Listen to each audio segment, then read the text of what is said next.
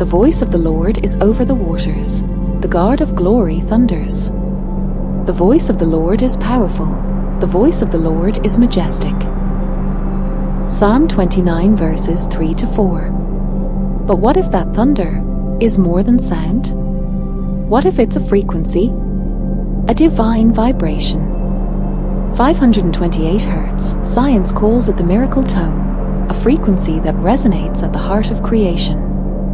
But the faithful have always known. For since the creation of the world, God's invisible qualities, His eternal power and divine nature, have been clearly seen, being understood from what has been made. Romans 1 verse 20.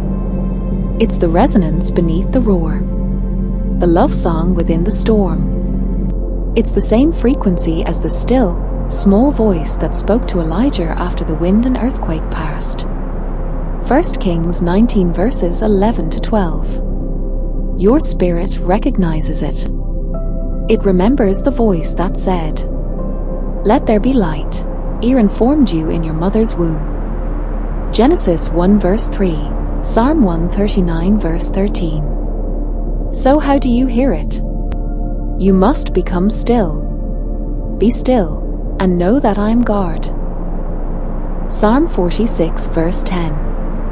Breathe in, and listen, not with your ears, but with your spirit. The wind isn't just moving air, it's rosh, the Hebrew word for spirit, breath, wind. Turn your face to it and let it be a prayer. This frequency is a doorway.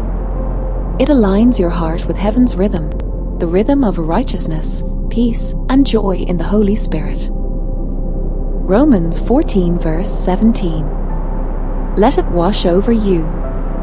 Let it tune you to the frequency of faith, of love, of home. The God of glory still thunders, and His voice, is still majestic. My sheep listen to my voice. I know them, and they follow me. John 10 verse 27. Subscribe. And remember, you are always heard.